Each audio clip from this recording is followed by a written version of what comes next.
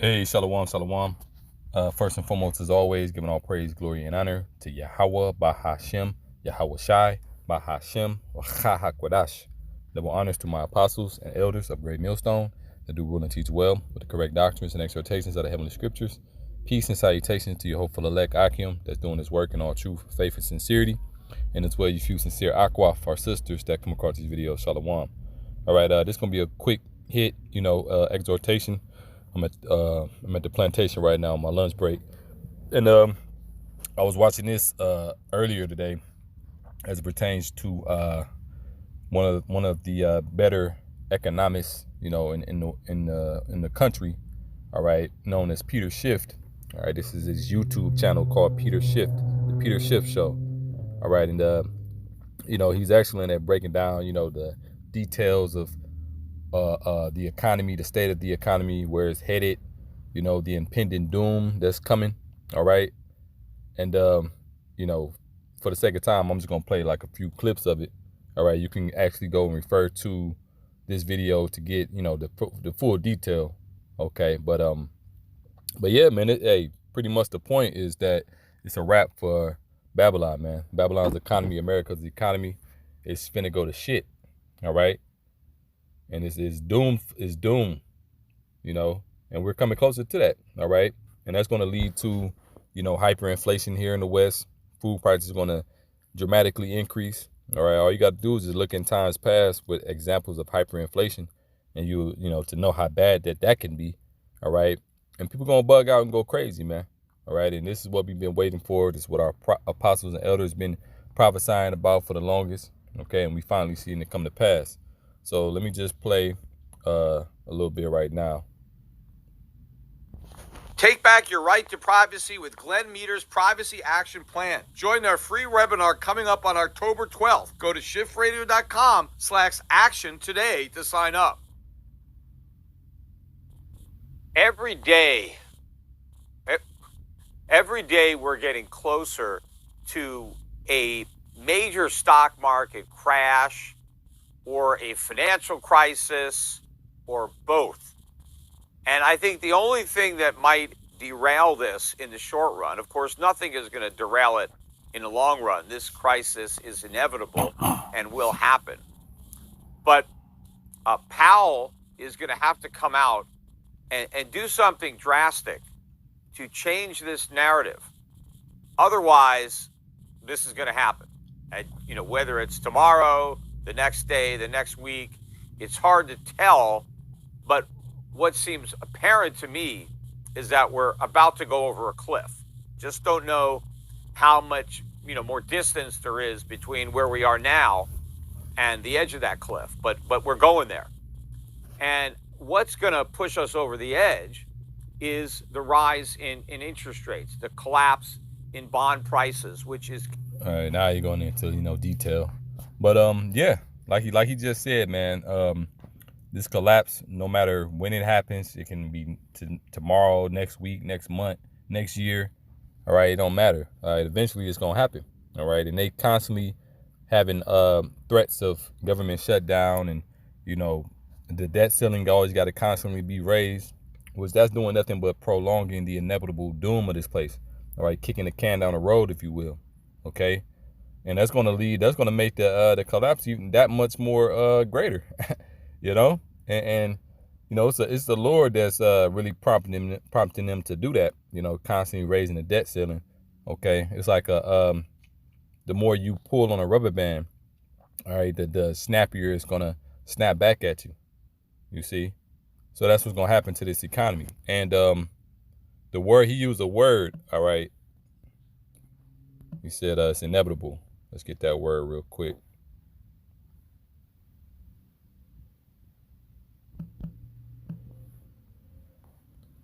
All right, inevitable. It says certain to happen, unavoidable. Okay, so no matter what they do, it's unavoidable. All right, and ultimately, it's the wicked plan of the elite. All right, the top wicked elite is they plan to crash the U.S. economy. Okay, and ultimately, it's the Lord plan because he's working through them. Hold on one second.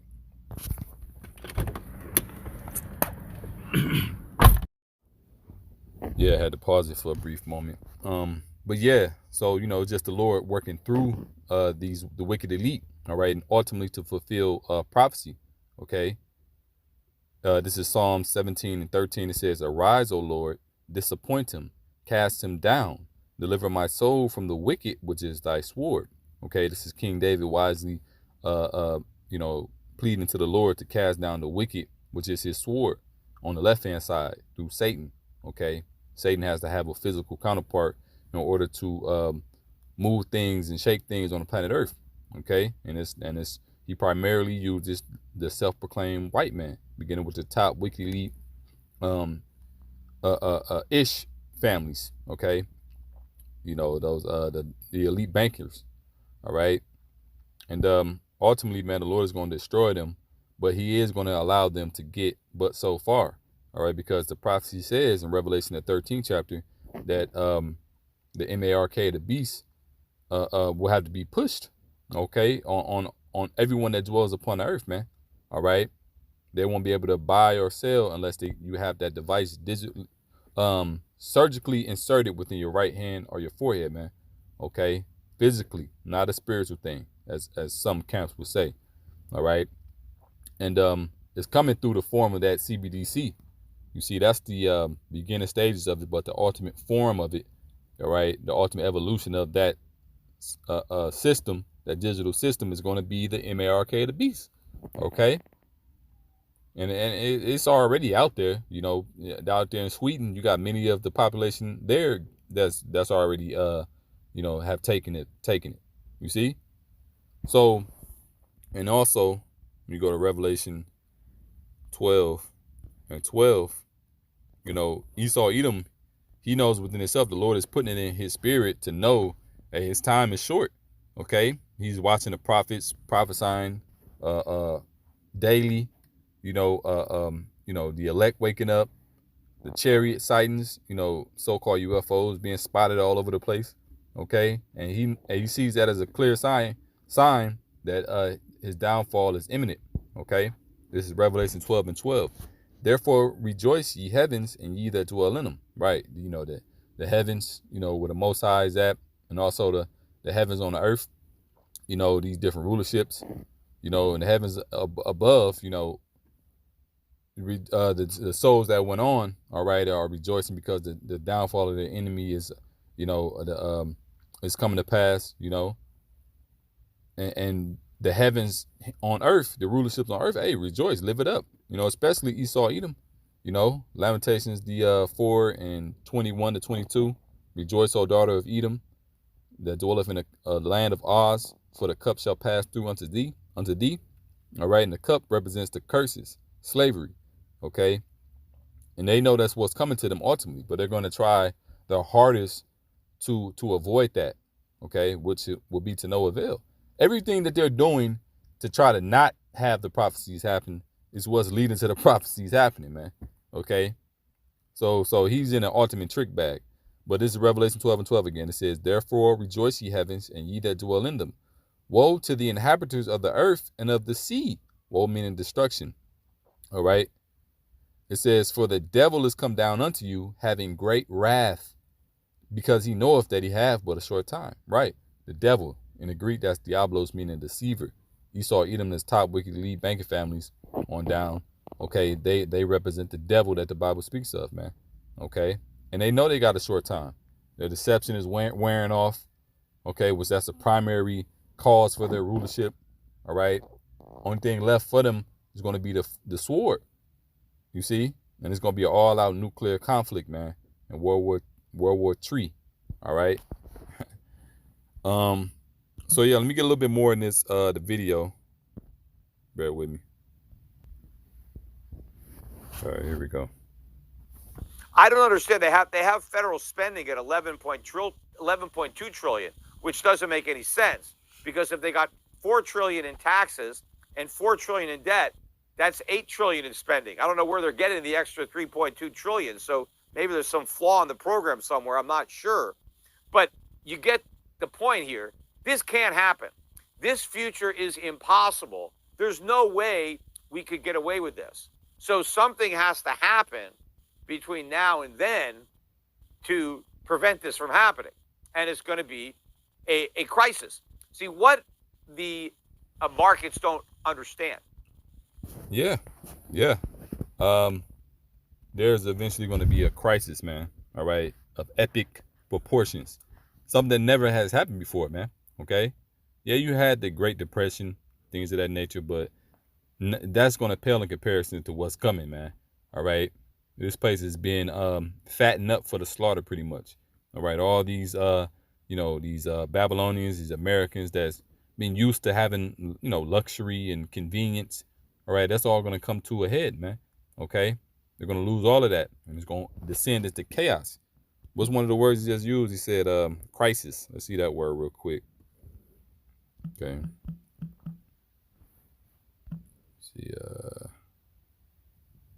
crisis meaning. It says crisis, a time of intense difficulty, trouble, or danger. All right. Yeah, man. Hey, Jacob's trouble. Jeremiah 30:7. It is the time of Jacob's trouble, but he shall be saved out of it. I roughly paraphrased it, man. And it's going to be matter of fact, let me just get it real quick because I think I might have missed. Let's see. It's the book of Jeremiah, chapter 30:7. It says, "At last, for that day is great." Okay, great tribulation. I believe Daniel the 12th chapter speaks on that. Right, may have to get that as well. But it says, so that none is like it. Okay, there's never been any the like. All right, especially in America, man. Okay, this place has been like the scriptures say, dealt treacherously, but they dealt not treacherously with thee. Woe to thee that spoilest, and thou was not spoiled. I think that's somewhere in Isaiah. But this place has never been touched, man. It's known as a virgin daughter of Babylon, meaning, unbetrothed, untouched. All right. But this place is going to get touched, man. Imagine not to be too, graphic, but imagine like a virgin being gang raped, man. All right. That's how these nations are going to gang up on, America, man. All right. Remind me of that Simpson episode where Nelson, the bully, finally got his just due by all the other kids, in the playground, and they all came against him. All right. Well, that's going to be America, man. Okay. With the, nukes going to get shot on them. Anyway, it says, it is even the time of Jacob's trouble, but he shall be saved out of it. And it's referred to Jacob's trouble because this is going to primarily affect the Israelites, first and foremost. Okay, you so-called blacks, Latinos, and Native Americans, as well as Israelite foreigners that look like and into the other nations in which they have been scattered unto, all right, but are actually Israelites in the spirit. This is the time of Jacob's trouble, man. All right, Biden even said it. Biden even said, he said it's going to affect so-called blacks, first, predominantly, man. Okay. So, but it says, but he shall be saved out of it, speaking about the elect. Lord, wouldn't we be at that number, man? Okay. Lord is going to spare a remnant, you see? And what was that? I think I said Daniel. Let me see. Yeah. Daniel 12:1, it says, in the subheading, it reads, the time of the end. Okay, we're getting close to that. It says, and that's the end of Esau, Edom's, the self-proclaimed white man's rulership. All right, the end of this age, eon. Anyway, verse 1, it says, at that time shall Michael stand up, the great prince was standing for the children of thy people. Michael, Allah, the archangel, all right under Yahushua. You see, a mighty angel, man. He's standing for us. He's he has a rank over other angels, and all the angels. Got angels guarding them, guardian angels. All right, you're all gonna come down to to help the elect. Destroy. They're coming. Yahushua is coming to deliver the elect and to destroy the wicked. All right. Anywho, it says, and there shall be a time of trouble, such as never was since there was a nation, even unto that same time. All right, and that links up right with what we just read in Jeremiah the 30th chapter. And at that time shall thy people be delivered, everyone that shall be found written in the book. All right, the Lamb's Book of Life. You see, life in Yahweh Shai. You know, renewed life. All right, that abundant life. You see, Lord willing, we be written in there. So yeah, man, that's the times we coming into. All right, and this whole debt situation of America, all right, is just a prelude to that. All right, because you're gonna have it ain't just the debt. That's gonna be the primary reason why this place collapsed. Okay, when the petrodollar is no more, cease to exist. Okay, because right now America has been enjoying hegemony status over the earth. All right, the dollar has been the dominant currency throughout the earth. Okay, via that the petrodollar, man, the deal that they made with Saudi Arabia. I believe it was the Bretton Woods agreement with Saudi Arabia for to protect them and be there as a military force, to aid them in whatever endeavors that they may have had militarily.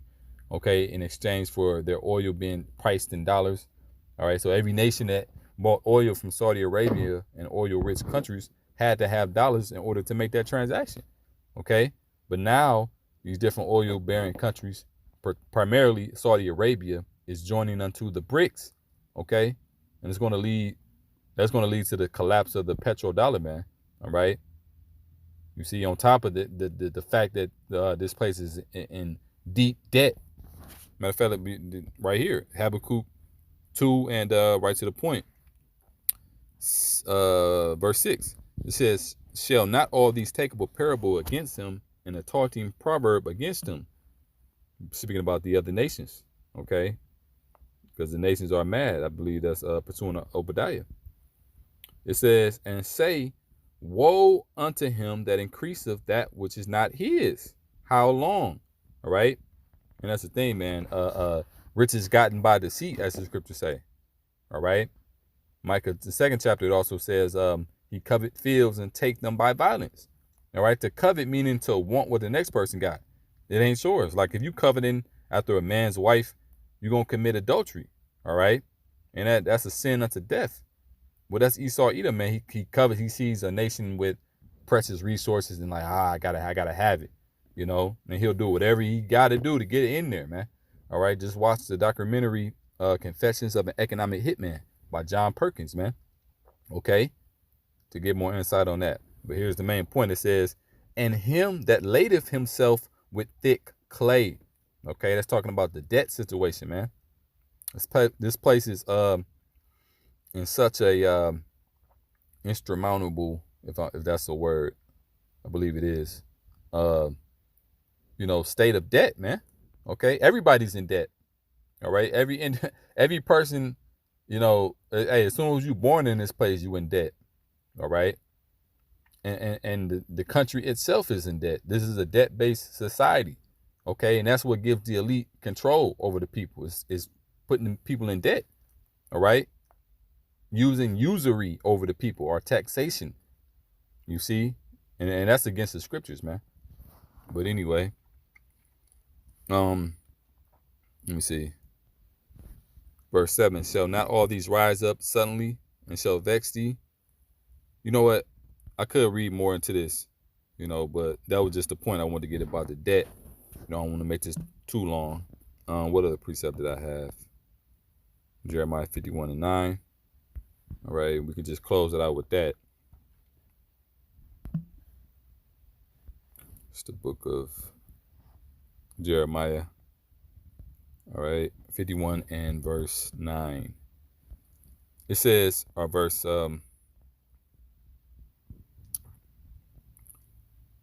let's start at verse 6. Or let's see, verse 6, yeah. Jeremiah 51 and 6. "Flee out of the midst of Babylon, and deliver every man his soul. Be not cut off in her iniquity, for this is the time of the Lord's vengeance. He will render unto her a recompense." Right. Micah, the 2nd chapter, 10th verse, also lines up with this, man. Okay. "The rise ye and depart, for this is not your rest." Okay, we gotta depart from this place, spiritually speaking, man. Okay, from the ways, the philosophies, the doctrine, the do without wilt spirit of this place. Okay, scriptures say, hey, though hand be joined in hand, the wicked shall not be unpunished. Right. So that's what's gonna happen, man, to 2/3 of our people that's joined into this place spiritually, and as well, just the inhabitants of this place in general, man. Okay, because the Lord is gonna render unto her a recompense, a payback. I don't know why my damn mouth is just watering. Anyway, because I'm reading reading about the future destruction. I don't know. But verse 7, it says, Babylon hath been a golden cup in the Lord's hand that made all the earth drunken. And the Lord is the reason why this place has been golden, a golden cup. Everyone looked at this place at one point as a land of opportunity, all right, to come live out the American dream, the White House picket fence, okay? But now that dream, that American dream, is becoming a nightmare, okay? And it's going to be evident, all right? It's going to be like a nightmare in reality for these people, man. Their worst fears are going to come upon them, okay? A lot of people got fears of being robbed and, robbed at gunpoint. You're going to have a lot of that going on, all right? Because people are going to be needing to, it says it. Second Ezra is the 15th chapter. Said they're going to be invading each other's home with the sword or the gun because of the lack of bread, okay? Because food prices are going to, hyperinflate, okay? You're going to have a lot of shit that ain't going to be on the shelves, okay? And it's going to lead people to go in savage mode.